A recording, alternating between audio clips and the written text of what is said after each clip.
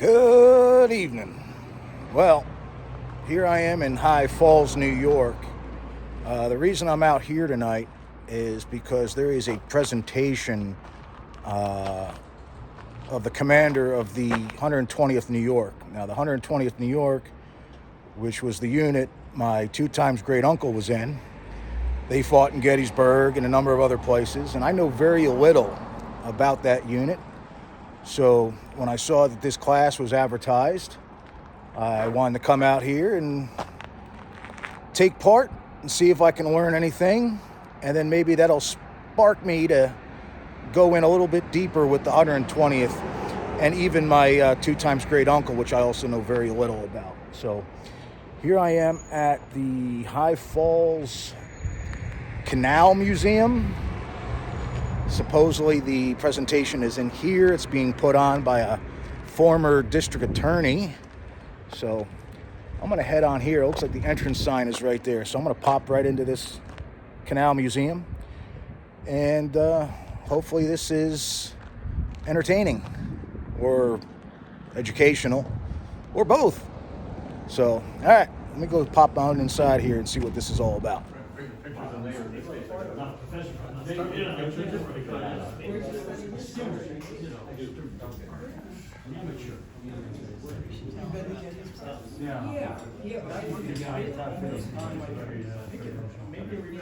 are competing for entertainment dollars.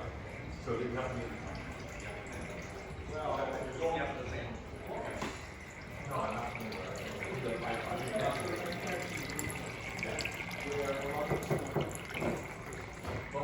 This is actually a pretty interesting looking museum. It's in an older house. I don't know the history of the house or anything, but I asked permission if I could film a little bit of the presentation. They allowed me to film, so I'm going to film just a little more interesting parts. I don't want to film the whole thing. That's going to be posted on their YouTube channel. So I'm going to film just a little bits of it and see if I can dig further into the lore of the 120th New York. So, very excited. Great looking museum. And a part of New York that I almost never visit. Talk, as he was just starting to talk about quite an interesting character in George Sharpe. So please, everybody, welcome Paul O'Neill. Thank you, Dave.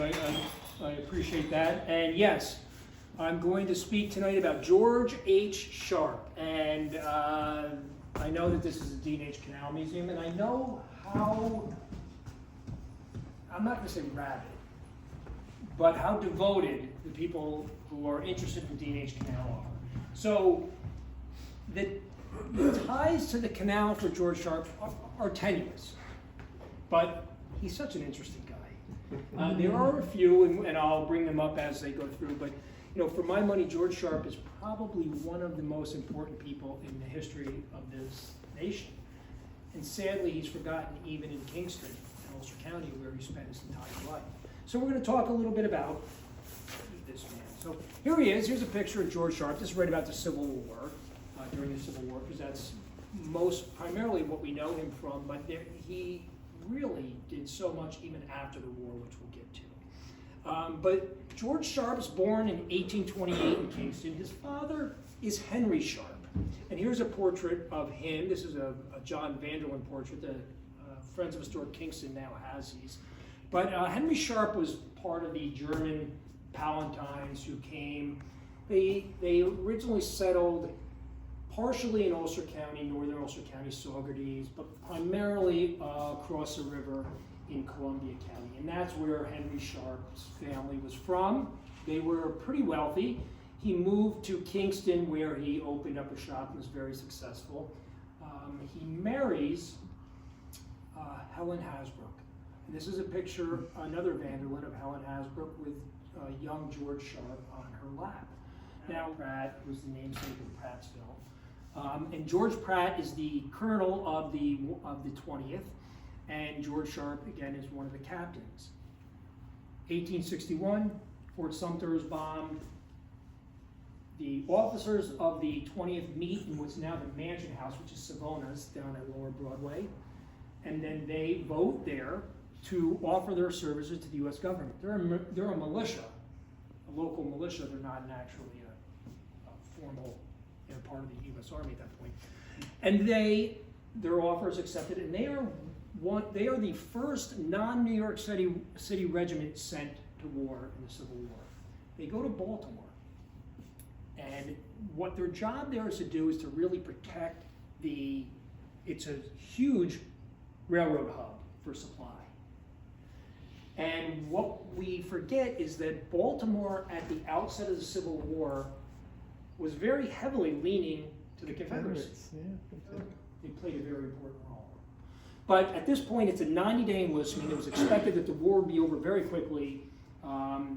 Within 90 days, the 20th goes down there on a 90-day enlistment. At the end of 90 days, they come back and they're officially disbanded.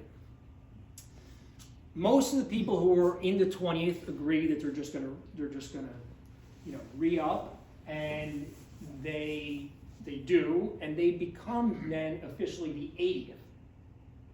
Because once they're disbanded, the 20th was given to another regiment. They are officially the 80th, but they always refer to themselves as the 20th, so if you're ever looking at Civil War stuff, you see 20th and 80th, they're interchangeable, they're the same. George Sharpe, however, doesn't re-enlist. He's got business interests back here. He doesn't re-enlist. First state of Lincoln's administration, he had met George Sharpe. He reaches out to, when there's the second call for soldiers by Abraham Lincoln, Seward calls the governor of New York and asks him to reach out personally to George Sharpe, ask him if he will form a regiment and lead it. The governor does reach out to George Sharpe. George Sharpe agrees to do that. He does. He creates a regiment. He recruits a regiment. He becomes a colonel. That is the 120th New York State Volunteers, one of the most famous regiments in the Civil War. And they fought in almost every major battle. And many believe that were it not for the Ulster 120th, the Union Army might well have lost the Battle of Gettysburg on the second day. Now, Gettysburg is a 3-day battle, but it's the turning point of the war, so it's an important event. And what happened is this. So here is the, coming into the second day, and the second day, this is the formation of the forces at Gettysburg. The blue is the Union forces under George Meade. The red is the Confederate forces under Robert E. Lee. Now, if you've ever been to Gettysburg, because of the topography, this hook is a pretty, it's a pretty safe formation. Where the 120th is they're down here. And the overall command of the division where the 120th is with this man, Daniel Sickles. Sickles! He was a politician by trade. He didn't get his command for any military skill. He got it because he was a politician. Prior to that, he was known, he was most famous for being the first person to successfully use the defense of temporary insanity. He found out that his wife was having an affair with the son of Francis Scott Key, the writer of the Star-Spangled Banner. He shoots him and kills him right in front of the White House, in front of everybody. Seems pretty much an open and shut case. Well, his attorney uses the defense of temporary insanity, and he uses it successfully. Does anybody know who that attorney was? Stanton. That's right, Edwin Stanton. Everyone will know him as the Secretary of War for Abraham Lincoln, the man so important in the Union War effort, but he was also an attorney. He was also the one who got Daniel Sickles off. Daniel Sickles actually had his leg shot off by a cannonball on the second day of Gettysburg. He had his leg preserved with the cannonball, sent to the Smithsonian Institute, where it stayed. And once a year, he would have a picnic, and at the end of the picnic, they would all go to the Smithsonian and visit his leg. So he was a character. But you have all these places, the wheat field, the peach orchard, Devil's Den, all these things. The peach orchard is where the 120th really plays a big part because. So what happens is they're here, and Sickles just feels that he doesn't like his position. There's different stories about his side and other people, but effectively what he does is he moves forward without orders, and now he creates a big problem. Longstreet sees it, crushes through, gets to the line. In fact, many of the units there turned and ran. The 120th didn't. They held the line until reinforcements could come. Terrible casualty rate. Well, this is it. Right here. Right along this line here. And just to show you, I mean, the rest of the federal line is way back here. Now, General Sickles, being a smart guy, he moved all the way up, broke free. And just right over in that wood line is where the Army of Virginia, Longstreet, and Pickett, and Pettigrew, they're all over there. So you can see how close they moved up. And this is some of the fiercest fighting between the peach orchard and the wheat field. Like, he was right dead center. And this is what I was talking about. He was right dead center of the fighting in Gettysburg. And how terrible it really was all through here. When they retreated, when reinforcements came and they went back to the line, they got a standing ovation. Everybody understood what they did. Because if Longstreet gets through here, the Battle of Gettysburg's over. And quite possibly the war is over. Because if they get through here, there is no one to stop Longstreet between here and Washington, D.C. So hugely important. But George Sharpe wasn't actually in command of the 120th in that day.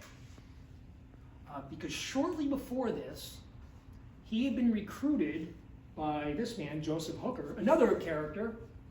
Hookers. We get the name, hookers. They get the name from there apparently was a large train of ladies of the night that would follow Joseph Hooker's army. We get hookers. So, I don't know. The argument that if you can become part of the lexicon of the English language, you're doing something right, or maybe wrong. I don't know. But anyway, Joseph Hooker takes over from McClellan as the commander of the Army of the Potomac. Now, when he takes over, he wants to address the problem in intelligence, because prior to this, intelligence was handled by Alan Pinkerton. Now, we know Alan Pinkerton from the Pinkerton Agency, from the Old West. They're the ones who chased down all the outlaws, Jesse James and everybody, right? In fact, we get the name Private Eyes from their logo, We Never Sleep. Alan Pinkerton was great in the Old West. He was terrible in the Civil War. He was responsible for the intelligence for McClellan.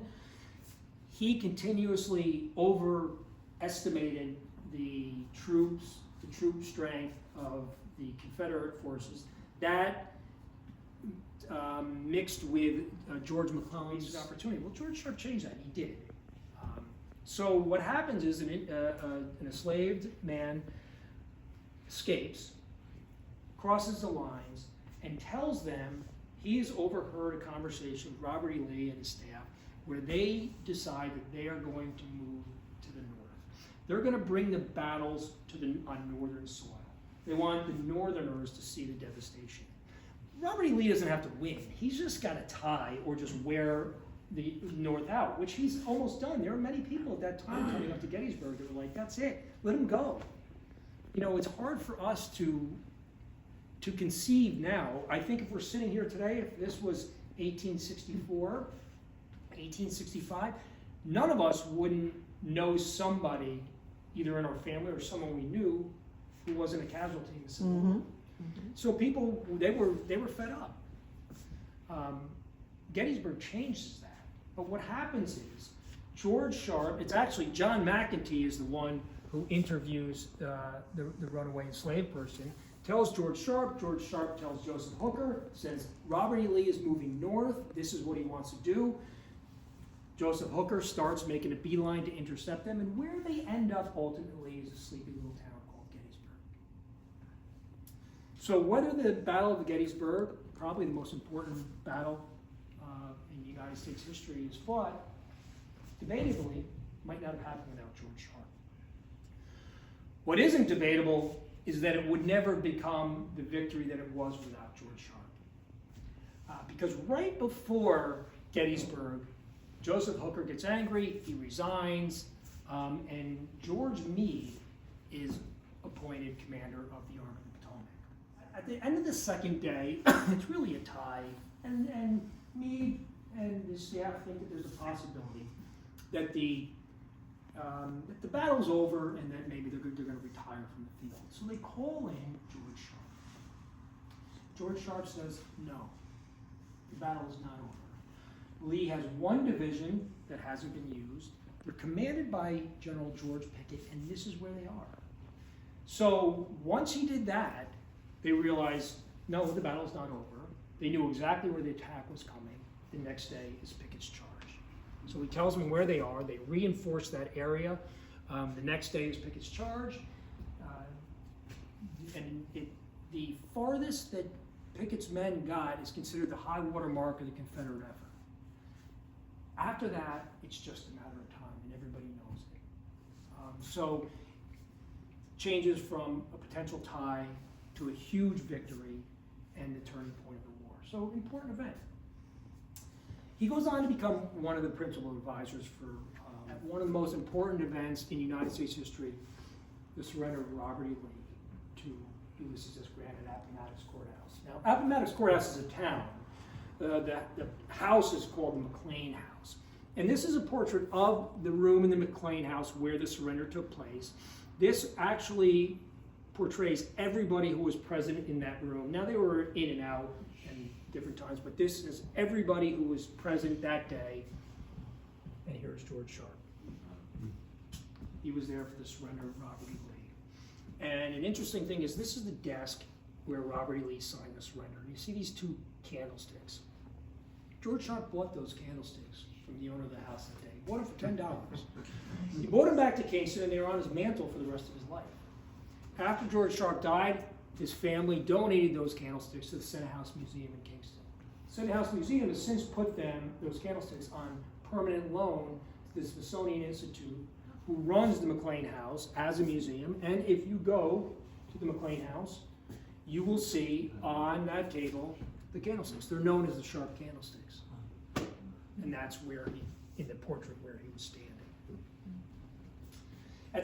After the surrender, responsibility to parole Robert E. Lee and the Army of Northern Virginia. So when you paroled somebody, you took their promise that they would not bear arms again against the United States until they were either exchanged in a lawful prison exchange or the war was over. The war was effectively over. Johnson's still fighting Sherman, but the end is nigh upon us. So George Sharpe does this. He paroles the 24,000 members of the Army of Northern Virginia. And here is a copy of the parole of Robert E. Lee and his staff. And it basically says, the people who are offering their parole are saying that they won't bear arms again. And then George Sharpe wrote this sentence. I'm not aware that this sentence is on any other parole. And I think that this sentence is one of the most important sentences in our country's history. The within named officers will not be disturbed by the United States authorities so long as they observe their parole and the laws enforced where they may reside.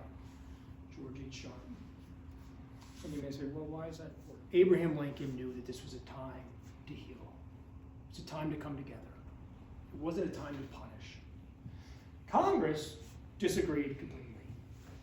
They believed that the Confederacy should be punished, particularly the officers of the Confederacy, particularly Robert E. Lee. They thought and they wanted to try him as a traitor, and they wanted to have him executed. What kept that from happening was this sentence. Hugely important, because there's differences in the North and the South now. But can you imagine if Robert E. Lee was executed? Because the truth is, at the end of the war, not only the people in the Confederate Army, but the citizens said, we're not going to give up. We'll never give up. We'll go in the hills. We'll fight a guerrilla war. We will never give up. And Robert Lee said, no, the war's over. It's time to go home. Time to go to your home, your families, to your farms. It's time to yield. He was the only one that had the moral authority to be able to do that, and they listened to him. And here's actually an interesting thing. This is actually the last general order by Robert E. Lee in the Civil War. Stated April 11th, 1865. It's actually, this is owned by the Senate House Museum in Kingston. And it's an order by Robert E. Lee granting George Sharpe permission to go through the lines to negotiate the surrender and parole. It's the last order of Robert E. Lee in the Civil War. And I can't imagine what was going through his mind when he signed that. But that is that's here in Kingston. War is over, and he comes back to Kingston, but at the end of the war, George Sharpe, and after the Lincoln assassination, George Sharpe is sent by the U.S. government to Europe.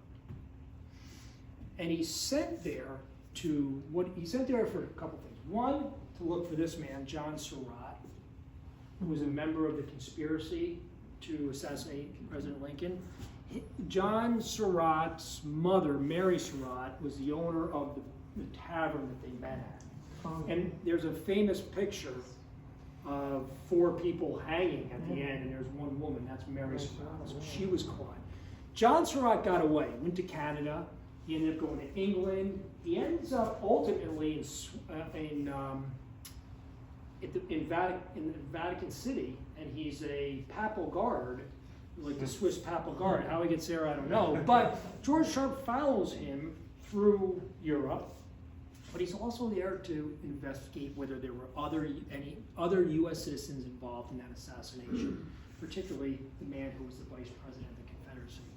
And he comes back. He doesn't get John Surratt, who is caught and sent back, but he determines and makes a report to the U.S. government that he did not believe that there was anybody else involved in the assassination. But by doing so, he became the first de facto CIA agent in United States history. Grant becomes president, and when Grant becomes president, he then appoints George Sharpe as the U.S. Marshal for the Southern District of New York. So he's the U.S. Marshal down in New York City. And while he's there, he's the one who starts the investigation and ultimately holds the census to show voter fraud by Tammany Hall that leads to the downfall of this man, Boston Meade. He's the one who does that. As an interesting side note, Tammany Hall ultimately was taken down not by a criminal proceeding but by a civil suit that rendered a money judgment against Tammany Hall in the amount of $6 million, bankrupted Tammany Hall, ends them. The judge who oversaw that was a man named Theodore Westbrook from Kingston, whose brother Cornelius Westbrook was, I believe, the colonel of the 20th in the Civil War. We got ties all over the place. George Sharpe then becomes a member of the New York State Assembly. He's a speaker of the Assembly. He really becomes an important power broker in New York and national politics. And he actually ultimately becomes a kingmaker.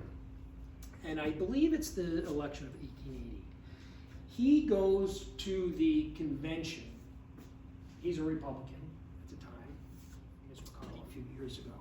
But they go to the convention with the express purpose of nominating for president for a third term their friend Ulysses S. Grant. Now, there isn't a constitutional prohibition at this time to serving more than 2 terms. It's simply a tradition, so there's no reason that he can't. However, when they get there, it's very clear that because of all the scandals from Grant's presidency, he's not going to get it. It's going to be Garfield. Roscoe Conklin gets angry, he leaves. Now the Republican Party has a problem because they need New York's votes. George Sharpe had stayed, so they go up to George Sharpe and they say, Garfield's going to be the president. But you can pick the vice president. whoever you want. You can pick. So who he picks is his good friend, Chester Arthur. Chester Arthur becomes vice president. A few months later, Arthur is shot and killed. Arthur becomes president. So really, it does quite a lot. Again, he's here in Kingston. He is, he's here his entire life. He's part of everything that happens. He's always, again, known as the general. From 1865 to 1900 when he passes away. He passes away in New York City. He's visiting his daughter at the time. But there's no event that the keynote speaker isn't the general. Sadly, as I said before, by 1905, his name kind of disappears. And we've since forgotten him, but he's really kind of an amazing guy. And as a couple side notes, you've probably seen this statue. This is in the Old Dutch Church Cemetery. It's known as patriotism. It's also known as the daughter of the 120th. And it's a unique statue in that it's the only statue in the United States erected by a commanding officer to his men. Every other monument or statue you see is by either a municipality to a regiment or a commanding officer, a regiment to a commanding officer. This is the only one by a commanding officer to his men. It was erected by George Sharpe in honor of the men of the 120th. It's also said to be the only statue that actually owns the property that it's on. Now, this is a legend. It is not true. Sometimes, let me tell you something about that statue. But again, so George Sharpe, as I said, he dies in 1900. He's buried in Wiltwyck Cemetery. This is his grave. He was married to Caroline Hone Hasbrook. There's another D&H Canal reference. Philip Hone was the first president of the D&H Canal. There's Honesville. There's a Hone Street in Kingston. But Caroline Hone Hasbrook was the daughter of A. Brune Hasbrook. So... Paul O'Neill, everybody. Thank you all very, very much. I sincerely appreciate it. You guys will come on a Friday night to hear me talk without me having to summons you. I said I was coming tonight, and two members of my staff were like, on a Friday? Who's going to come see you on a Friday? So thank you, sincerely. I appreciate it. All right, we just got done with that presentation, which was very fantastic and very informative. I am currently in Kingston, New York, standing in front of the Old Dutch Reformed Church, because in the graveyard connected to the church is the monument to the 120th New York that is from what I was told, the only monument in the country where a general personally bought it and erected it in memory of his men. So it is fairly late at night and it is dark, so I don't know how well the footage will come out of the monument, but I'm going to go ahead and visit it and document my time here. And here it is. So doesn't look too good there, but I think if I get the camera just right, I have enough light to actually film the monument.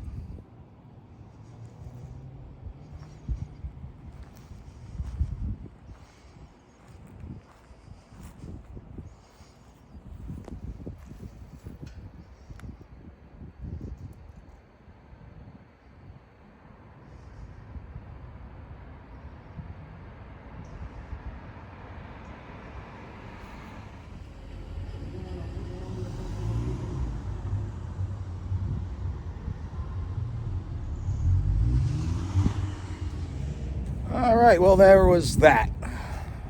But a same police car has driven past me like 3 times Probably wondering what the hell I'm doing out here this time of night. So this isn't exactly the best part of town, I think. So I'm gonna get on out of here.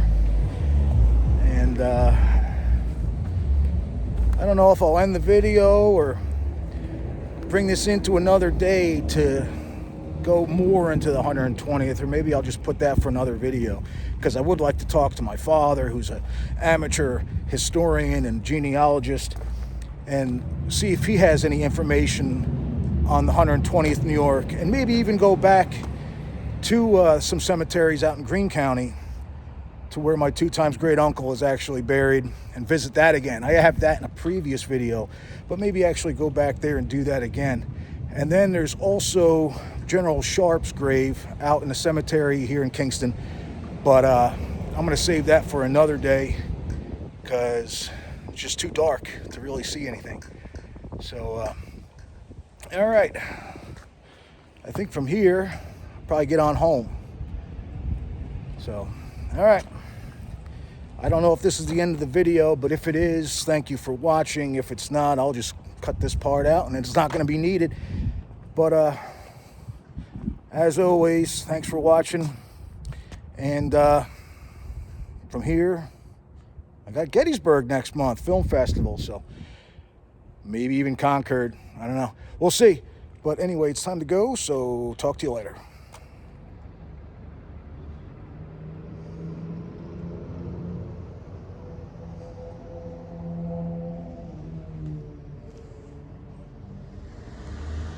Well, before I head on home, I figured I'd stop here, get this on video for those of you that don't live here in New York. The reason I stopped here is at this intersection, all 4 of these stone houses were built between 1663 and 1775, making this intersection the oldest intersection in America. I think. I could be wrong, but I'm pretty sure that this is the oldest intersection in America. If it's not, go ahead and tell me I'm wrong in the comments, but I'm pretty sure I'm right.